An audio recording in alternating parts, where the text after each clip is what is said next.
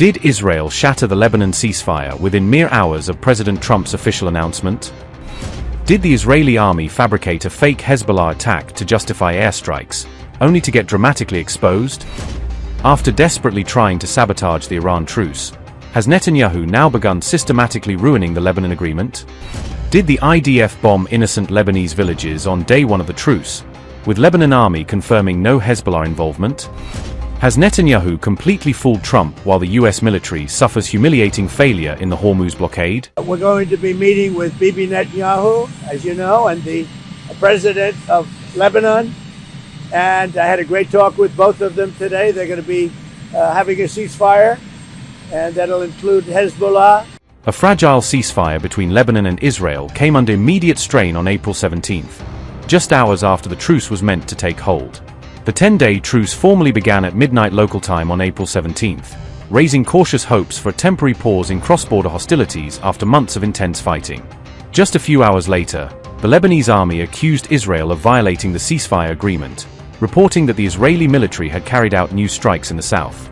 The Lebanese army said that the Israel Defense Forces, or IDF, bombed several villages in the southern region, according to a report in the Times of Israel. The Lebanese military did not specify the exact scale of damage, but stressed that the situation on the ground remains tense and unstable. Lebanon's forces also urged civilians in the south not to return to their homes immediately, warning that the front line could quickly flare up again despite the declared truce. The advisory reflected broader concerns that the fighting could resume at any moment, even under the formal ceasefire framework announced by Washington. Around the same time, the IDF activated air raid sirens in parts of northern Israel, creating the impression that an incoming attack from Lebanon was underway. However, the Israeli military later clarified that the sirens had been triggered by a false detection system reading, not by an actual rocket launch. Warning sirens were heard in the northern Israeli community of Netuah, which lies close to the Lebanese border and has been repeatedly targeted during the conflict. Earlier, President Trump had announced the Israel-Lebanon ceasefire with considerable fanfare on April 16th, portraying it as a major diplomatic breakthrough in the wider regional war. I think they will. I think it's going to be, actually it's very exciting because it's 48 years. We're going to be meeting with Bibi Netanyahu, as you know, and the president of Lebanon. And I had a great talk with both of them today. They're going to be having a ceasefire, and that'll include Hezbollah. And I think it could be number 10 for me. Very exciting. With Lebanon, it's very exciting. I think we're going to have a deal. We're going to have a meeting, first time in 44 years. And Lebanon will be meeting with Israel, and they're probably going to do it at the White House. When do you think, President, when do you think they would?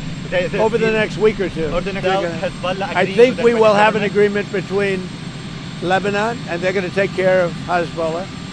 But they're going to be working on Hezbollah right now. But we'll have an agreement between Israel, very importantly, and Lebanon. They're all agreeing. It's a very nice little package for about a week. And we're not going to have lots of bombs dropping, and we're going to see if we can make peace between Lebanon and Israel.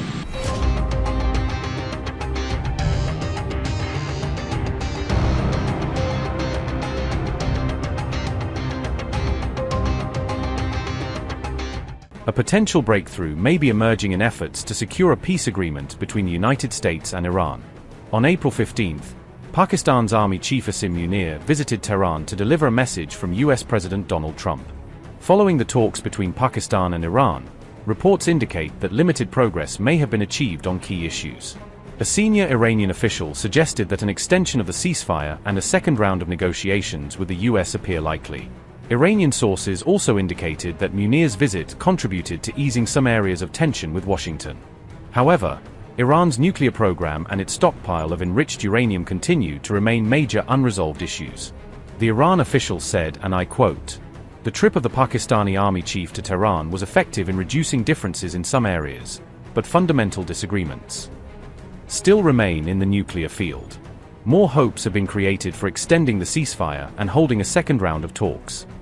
The fate of Iran's highly enriched uranium and the duration of Iran's nuclear restrictions are among the highly disputed issues for which no solution has yet been found." End quote. On April 14th, President Trump stated in an interview with Fox News that he believes the conflict with Iran could conclude in the near future. There is, however, no official confirmation regarding the timeline for a second round of talks between Iran and the United States. Iran has maintained that any meaningful breakthrough will depend on whether the United States demonstrates genuine intent toward peace. The talks are continuing through Pakistani mediation, and it remains to be seen how serious the other side really is about the claims it has made about diplomacy. It is the United States that must prove its sincerity, prove itself. You would recall that in his remarks at the conclusion of these talks, the Deputy Prime Minister, Senator Mohammad Ishaq Dar, had expressed hope that the two sides would continue with the positive spirit to achieve durable peace and prosperity in the entire region and beyond. It is imperative that the parties continue to uphold their commitment to ceasefire. The DPM has also reiterated that Pakistan has been and will continue to play its role to facilitate engagement and dialogue between the two countries in the days to come.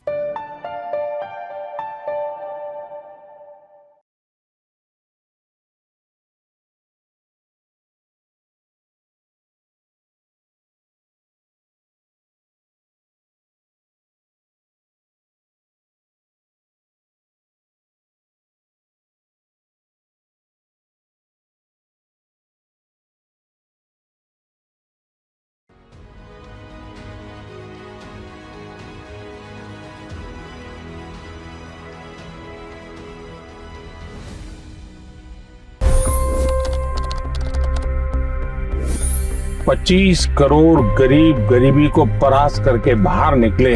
For the good of our nation, let's work together and let's truly make America great again. The fastest news breaks. Requested PM saying that we will have to speak to Putin and to Zelensky. The biggest newsmakers. The relationship with India is probably the most important bilateral relationship the U.S. will have for the rest of this century. The capital delivered quite an election result today. Expert analysis. The million-dollar question today is how to stop this dance of death. Ground reports. I'm standing at the crossroad of the Kumbh Mela. Behind me are more than 100 entry guards. Long-form interviews. Exclusionary politics is reflected in Manipur case as well. You don't bother because this is a small state. Deep dive into burning issues. It's often said DRC could be the richest country in the whole world. It's because of what sits underneath. Why exactly did the US topple the Sheikh Hasina government? HT videos. We don't just break news, we break it down.